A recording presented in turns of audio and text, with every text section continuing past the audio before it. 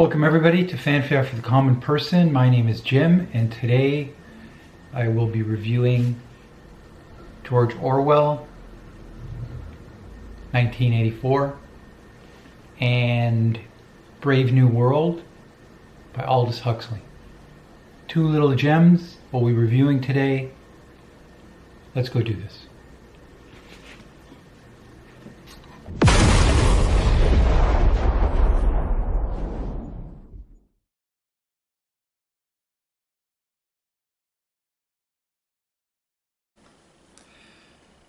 Hello everybody and welcome to Fanfare for the Common Person. My name is Jim. Thank you for making this channel. I truly appreciate it. It will help build the channel, especially if you subscribe. I really would appreciate that. It'll help me build the channel, review more books, maybe move out to relatable items to those books in terms of movies, music, art. The primary function of this channel will be reviewing books. And as I said in my intro, today I will be reviewing George Orwell, 1984, and Brave New World by Aldous Huxley. Two little gems that need to be read by everybody. 20th century classics that rank up there with most of the important literary renderings of that time. I do recommend everybody read these. It's remarkable how they've transcended through time. Much of what's in our society today is in these books. It's quite remarkable.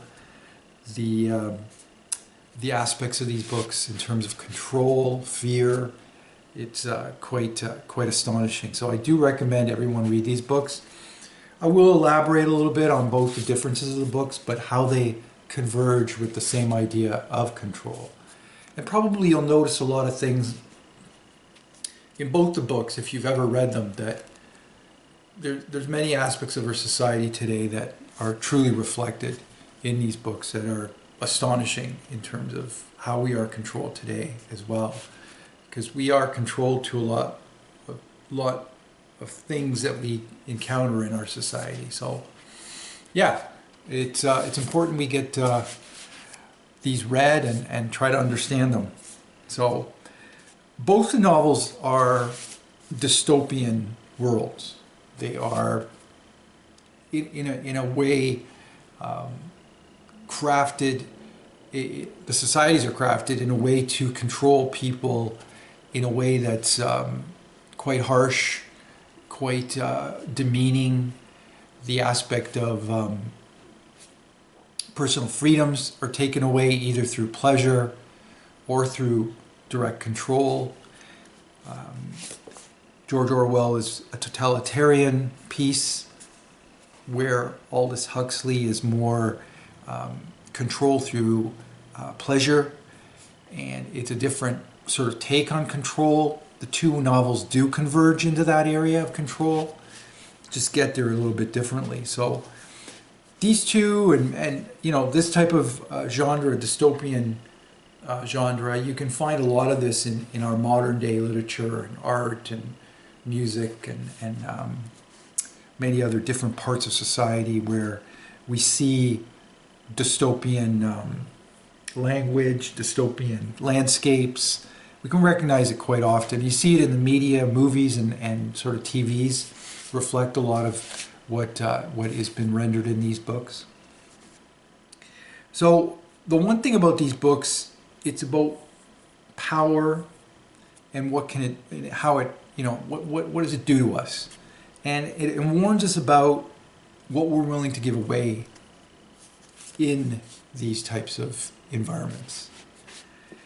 Today, like I said, I want to look at these most influential books, and like I said, they both imagine control in two different ways, but they get there. They arrive there in different ways, like I said, but it's remarkable how at either end of the spectrum, one is very totalitarian and one is like hedonistic in every respect. And so a lot of times we stop referencing the books in a lot of ways in our culture. And a lot of the language leaps off the pages, and it sort of becomes commonplace, our environment. I mean, who hasn't heard the word, it's Orwellian, or it's Big Brother? I mean, ripped right out of these books for something that we notice that is a bit dystopian. There is other language in these books that's quite emblematic of a controlling environment, and I'll get to those later. Again, these stories, most popular stories like this, just don't entertain us. They give us sort of a new language, a vocabulary that, expands in terms of our understanding of what the limits are of what we as individuals in this world can do to each other. It's remarkable how we can make the best and the worst of environments, and it can control us to no end. And we don't even see it coming a lot of times. We can't even see its incremental influence on us. And eventually you are in a controlled state. And these are sort of testaments to understand where your society could go, and important to know these books and what could happen to your world. So I'd say dystopian fiction of this nature is probably the most popular in the world. I mean, we love watching it. We love to see sort of how the protagonists in these dystopian worlds survive. Because it sort of harkens back to us to think, what would we do in these environments? How would we function? And so that's the beauty of these dystopian worlds. They sort of place us in an environment where we're questioning our capacity, our limitations, our ideas of self. It's quite remarkable. And when you're reading these two little gems, you'll see a lot of these nuggets of how would I handle this? Especially, one of the protagonists gets tortured in here, and it's quite endearing when you're reading it. It's quite heartbreaking in terms of what he's going through. It's remarkable, and you place yourself in the seat of that individual that's being tortured, thinking, how would I feel or react? It's pretty neat. So 1984 and Brave New World, they have a thread line of fear, comfort, and sort of the shape of control. The 1984, it's control through fear and truth manipulation. Orwell has built fear into the book. It's a fear of surveillance, punishment, and isolation. Truth is completely unstable in this world.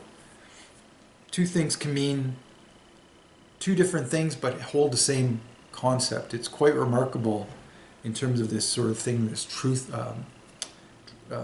language that he's evoked in this, and the understanding of how they've redacted their language to a point where it's so simplified. That's the control that's allowed Big Brother to be so omnipresent in their world.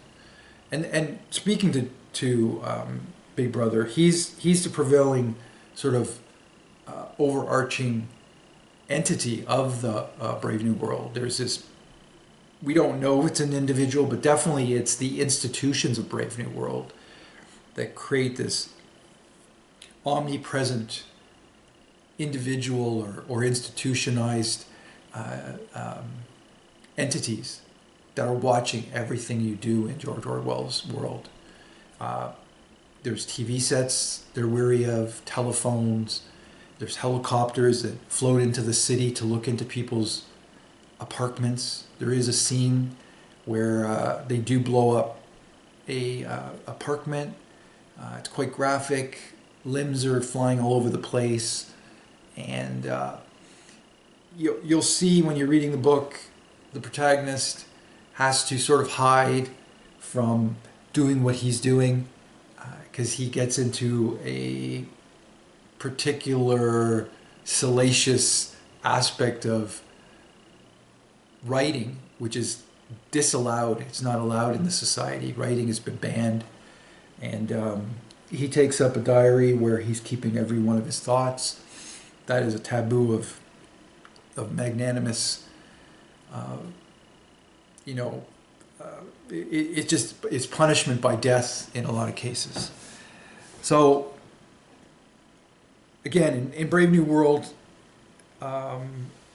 it's a different type of world compared to the Orwellian world. Brave New World is completely a hedonistic environment where you're allowed to have enforced almost. It's definitely encouraged to have all kinds of relationships. Marriage is disavowed. You can't have marriage. That's totally taboo in Brave New World. They consume a drink called Samoa, which keeps them comfortably numb. Those are sort of the ideas of Brave New World in terms of the overarching control through pleasure, whereas Brave New World, 1984 is control through, this totalitarian regime. Now, 1984 takes a lot of it from, that 1950 style of Soviet Union, CCCP government, where everything is surveilled. Nobody has the ability to travel. It is a society where they're also rewriting history, as they do in 1984, to suit the government body. There's also, sort of a thought police, even during the Russian communist period. People aren't able to write freely. They're not able to express themselves. No criticism of the party. This is all in 1984. A lot of that rendering is built into George Orwell's narrative in this book. He uses the word comrade, which is a typical word used by communists. Brave New World, though, really harkens into our society, the me society, and it sort of elaborates more on that hedonism, as I've spoken, me, pleasure only, and that very much a Western idea where, you make sure you satisfy yourself first, and that is quite prevalent even in today's society. It's all me.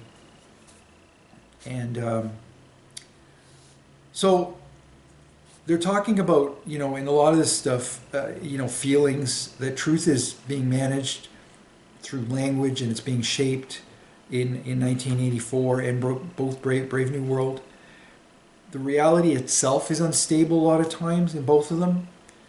Phrases like Big Brother and doublethink have moved far beyond the novel. We see it every day now. As I said, in 1984, it's stratified in a different way, the totalitarianism. There is 4 ministries, and these 4 ministries have sort of contradictory names. So I'll list them out to you. The Ministry of Truth, which spreads lies. There's the Ministry of Peace, which conducts wars. The Ministry of Love, which oversees torture. And the Ministry of Plenty, which manages starvation. Quite hilarious that they have, the positive and the negative together, and people buy it in this. They keep people always on the edge in the novel. They're constantly talking about how they're making victories in these sort of fictitious worlds outside of the Brave New World, and sort of how they're in control of rations, and who they've made sure has not, people that have not complied with the government have been dealt with in a way that obviously they don't tell the public they're tortured, but everyone in the public already knows that once you get caught by the government by doing something, you likely aren't coming back out. You will be dispatched as quickly as possible. Now, we'll see the protagonists in Winston in Brave New World, in 1984, he is caught and for the diary, and he is tortured. But even while he's being tortured, he's questioning his torturer, who he knows personally. He's a friend, and it's funny how even at that point, someone's convictions can go way beyond friendship, and the executioner treats him as just an average guy. He doesn't care that they've had sort of interconnection in society. But it's funny how Winston questions him as he's being tortured. It's quite endearing, quite heartbreaking to watch, to read. I mean, when I say watch, your mind's eye sort of watches this image created in your mind. I mean, that's the beauty of reading, is that, your mind's eye creates these powerful images more than any other type of genre can create. And when reading these books, it gives me my own movie in my head, obviously. In Brave New World, the government, which is known as a world state, means stability through genetic engineering, psychological conditioning, and always instant gratification. It prioritizes community, identity, and stability by eliminating the family, art, religion, and individuality, forcing citizens into this sort of rigid caste system. So that's the one thing that's different with Brave New World. Whereas here in our day and age, we relish identity. We want to be me, I. That's important, and it has destabilized it to some degree many institutions, especially the religious institution. Modern day societies now are much more secular, whereas I is far more prevalent, upending these sort of institutions. And also, this is a totalitarian control of some sorts. The state controls individuals from conception through these hatcheries, through death, using science and technology to dictate social roles. They have a caste system of alpha, beta, gamma, delta, and epsilon, and all of those are stratified in a way that you can't climb up or down. You're stuck in this pigeonhole, and obviously that controls the society as well. No one steps out of line. Everyone knows what they do. The one thing in Brave New World is everybody is promoted to drink this drink called Samoa, which is a drug that just allows everybody just to be comfortably numb and reduce any anxiety. It makes them more happy. Consumerism is promoted in Brave New World. Instead of fear, control is maintained through, like I said, this provided state drug called Samoa. And it completely keeps everybody in this sort of mandatory consumption state. And it keeps the population in a very superficial manner. Nobody questioning things because everybody is satiated with this drug. No one's, protesting. Everyone just simply capitulates to the main body of world state. No one questions them. They just go along to get along. Brave New World is control through comfort and conditioning. Like I said, Huxley's world removes all the need for fear. People are conditioned from birth to accept their role, as they do. Pleasure replaces resistance, stability replaces meaning, and control is not imposed, but it is absorbed. I think we can see that in our society as well. I mean, there's so many trappings now, social, the social media that we're into, TV, sort of the vices that are outside of our household that we bring into our home. There is an aspect of our modern day society that is comfortably numb and doesn't question a lot of things. They feel Today they feel very unempowered in a lot of ways. There is a lot of government control, although it's not the same as Huxley's government control through pleasure. There is some aspects of our society, some countries that are still totalitarian. In Brave New World, people don't resist. They comply willingly, like I said. Not because they're forced, but because they're so satisfied and satiated in Brave New World. And when you look at our world, which is constantly entertained, endless distractions, curated realities, Huxley's vision feels less like fiction and more like quiet possibility, I would say. So each has their protagonists. Winston Smith in 1984, he's this ordinary guy, cautious, quite rebellious, doesn't want to go along with the party politics, works in a ministry for rewriting history, redacting history to satisfy Big Brother's idea of what history should look like. He clings to the idea of objective truth, and he's swimming up current on this.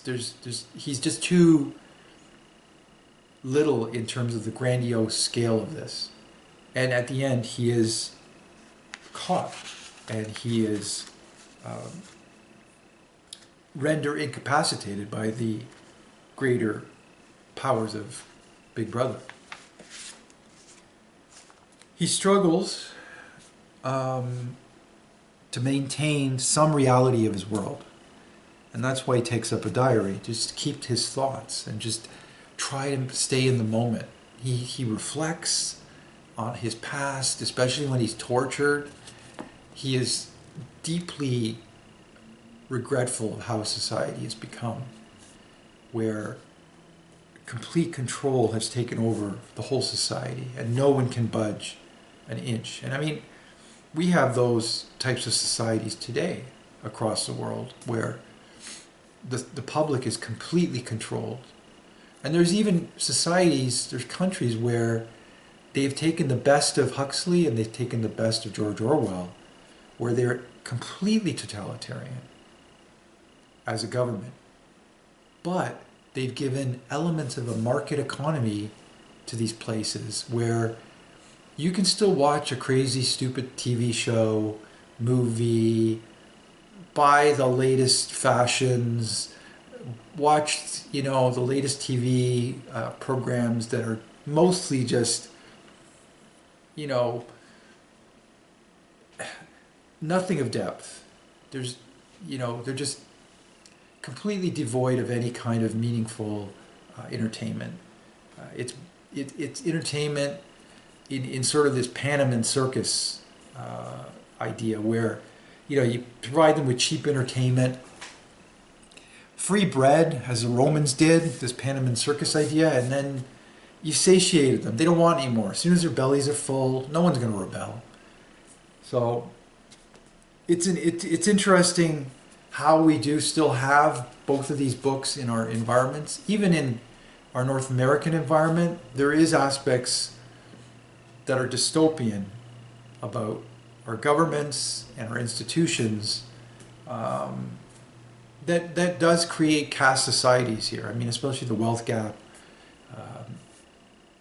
There's definitely aspects of these two books, although not overt like some countries where they're, quite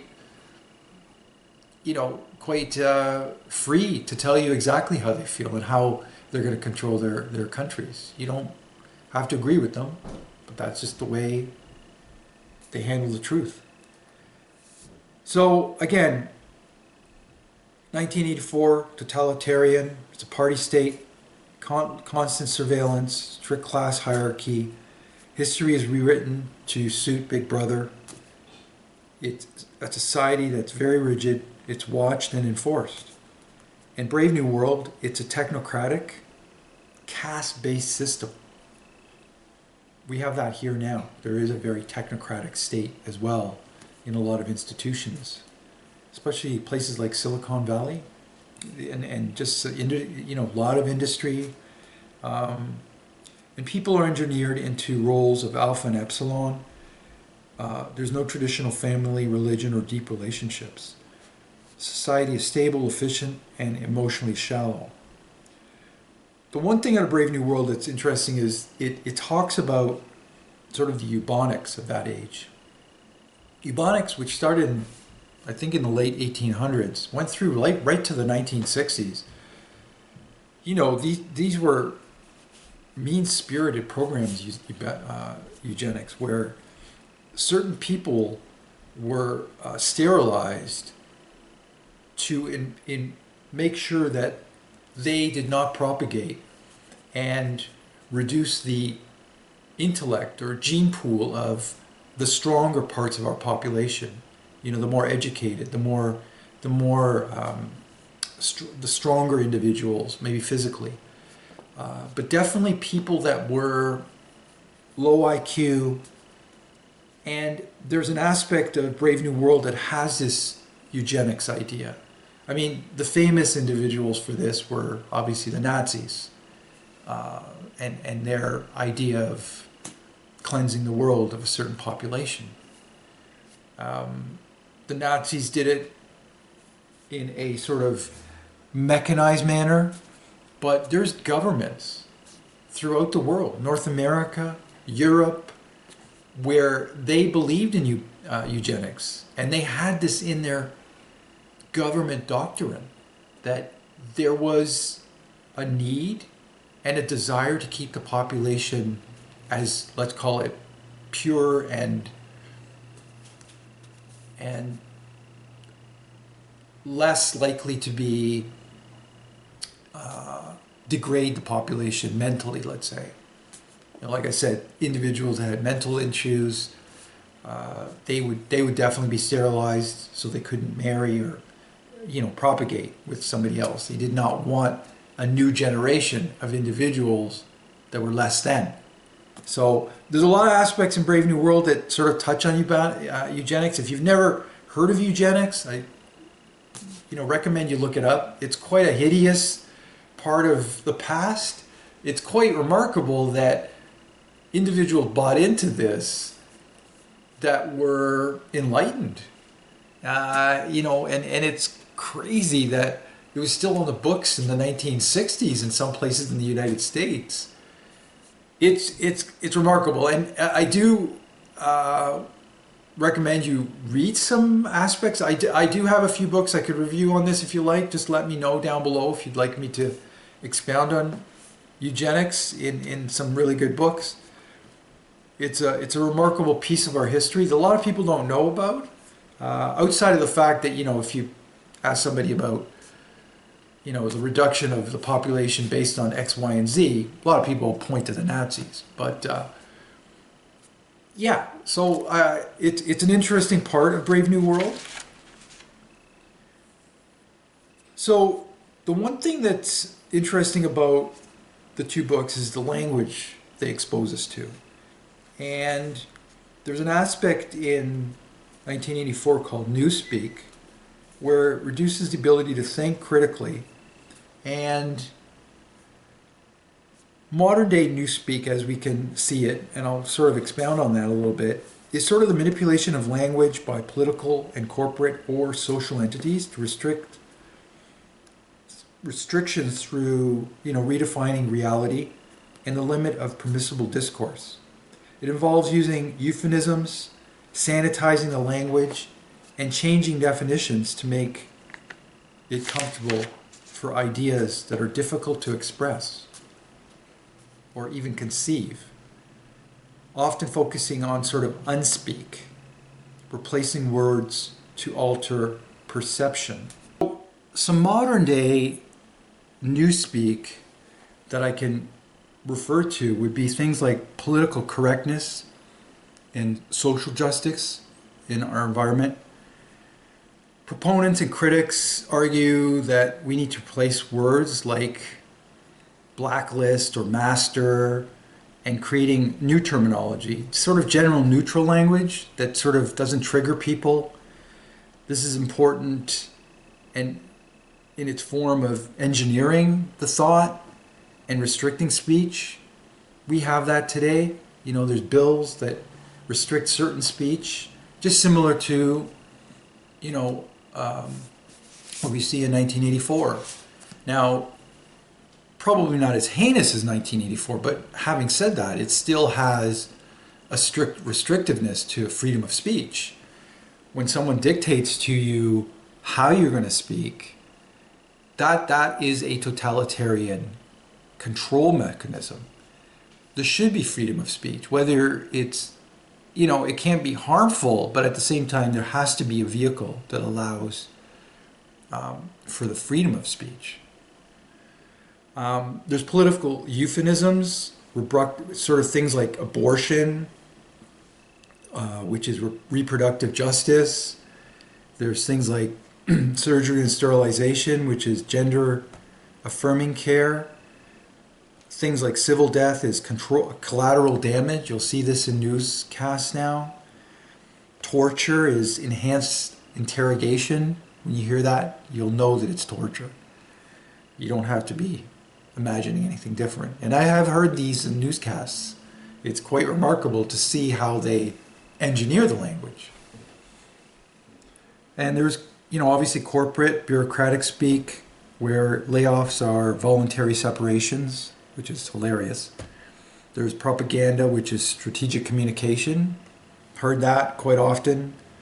And these are all designed to minimize the emotional impact and just, you know, disguise the truth all the time. There's the rise of emojis, where everybody literally embeds 20 different emojis in their one sentence. They don't even write anymore. It's abominable that we've come to this degree where we've totally redacted language into an image. We're like going back to the hieroglyphics. I don't want to see this. I don't want to see a heart. I don't want to see a thumbs up every time I say something. I understand you'll understand what I'm saying. You don't have to give me a thumbs up. So this is quite a revolutionary thing, and everyone buys into it. And again, this is sort of Brave New World, where, you know, you give people different pleasures of using certain things. Let's say in this case, emojis. It's fun. It's, hey, what's the problem with using a heart? Well, yeah, it's fine, but it really restricts you, and it makes you more vulnerable to other things that come your way that you'll pick up immediately and you won't question. That's the troubling part. It's a slippery slope to the bottom. There's word treadmills where, you know, you're constantly changing words, moving from mentally challenged to special needs to differently able. Heard that. There's echnobabble, where using complex language to obscure simple economic truths. And even you have other truths that are being genuinely manipulated to be opaque. A lot of obfuscation in a lot of the verbiage.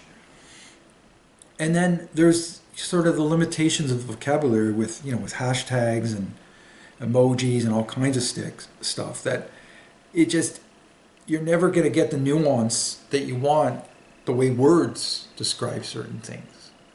So we're already here now. We're in a restricted environment with our world in terms of a lot of these things. You know, we have created a comfortably numb society, and nobody questions it. Everyone just goes willingly along, the same as 1984.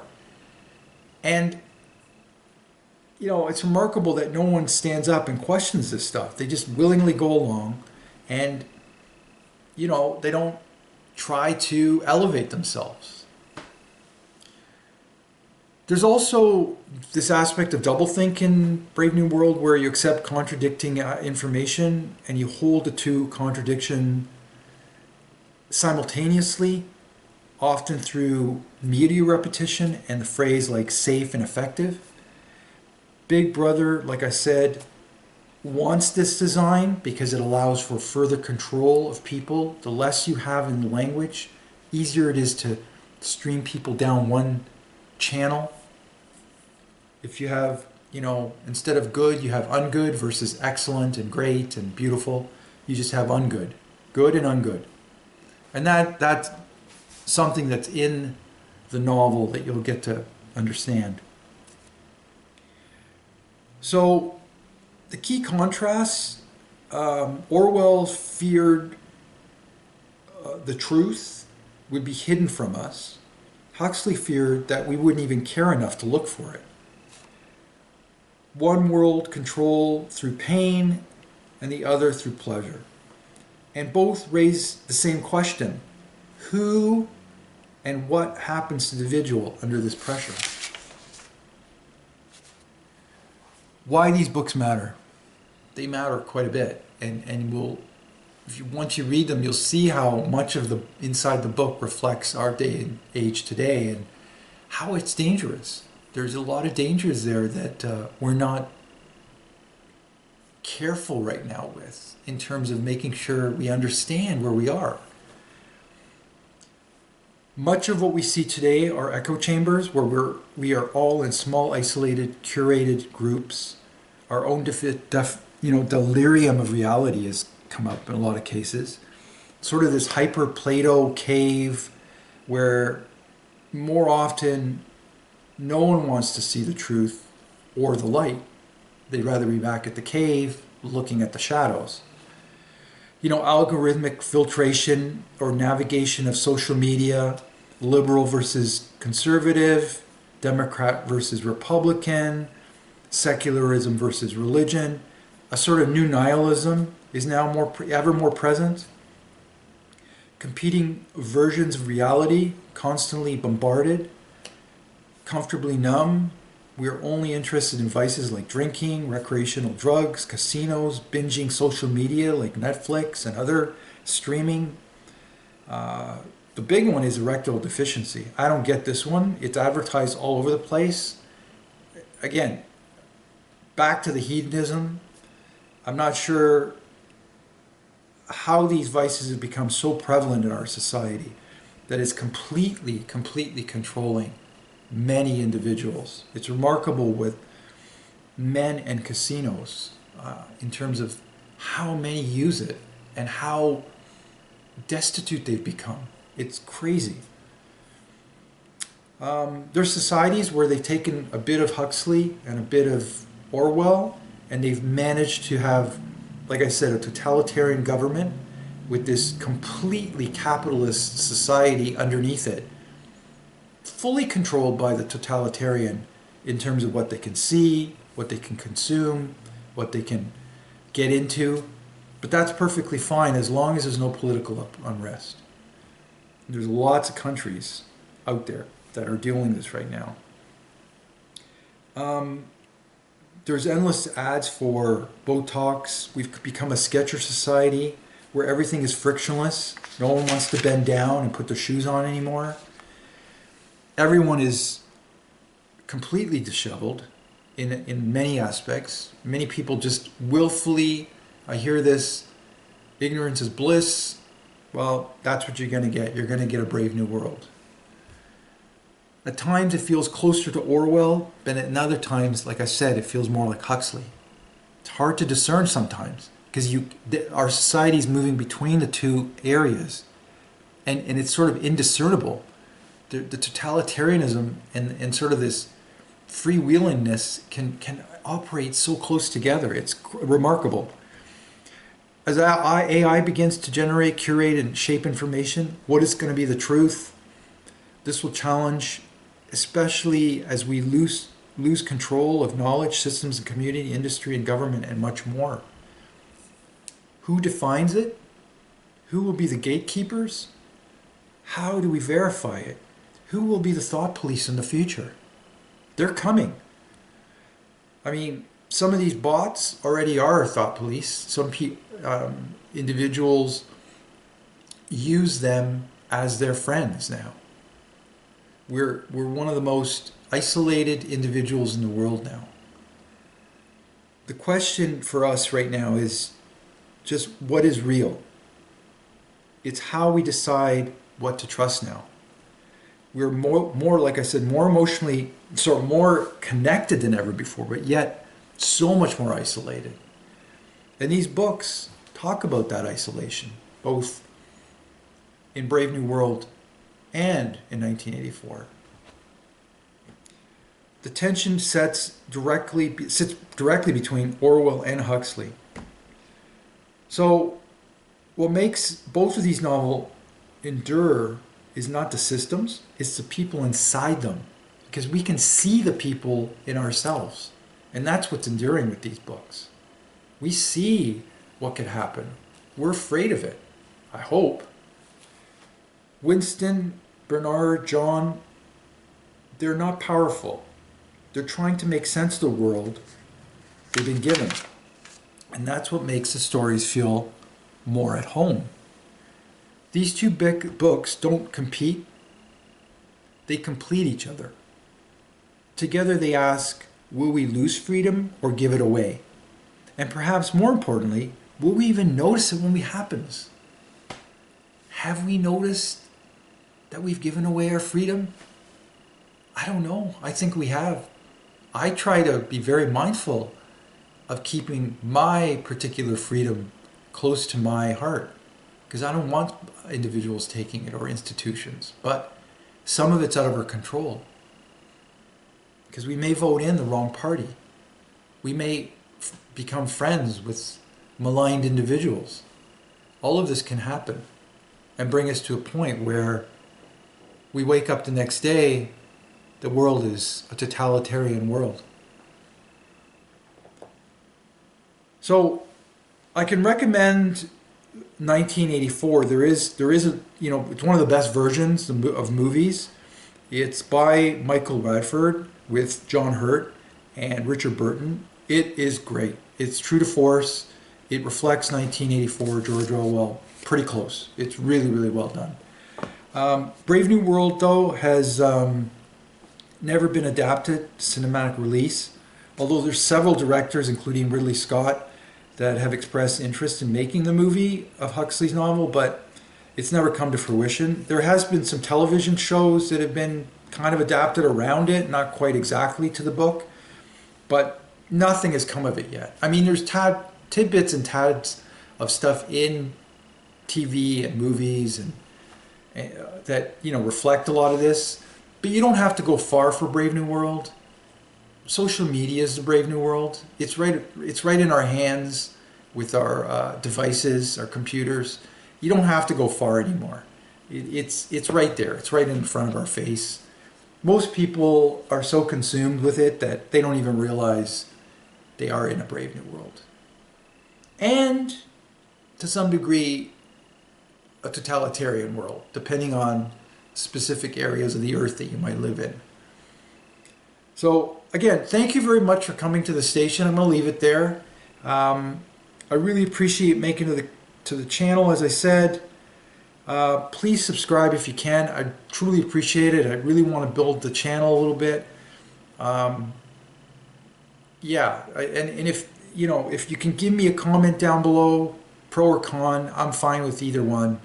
I would love to be able to sort of expound on some of this stuff that you've garnered out of these books. If you haven't read them, I'll try to give you some information. If you have read them, please provide me with information that maybe I haven't seen. I mean, this is quite a quick review, but the basic premise for the books is sort of this control. And so until next time, keep reading, keep reflecting. I'll see you in the next video. I hope to have something interesting for you. I appreciate it again. Thank you again. Thank you.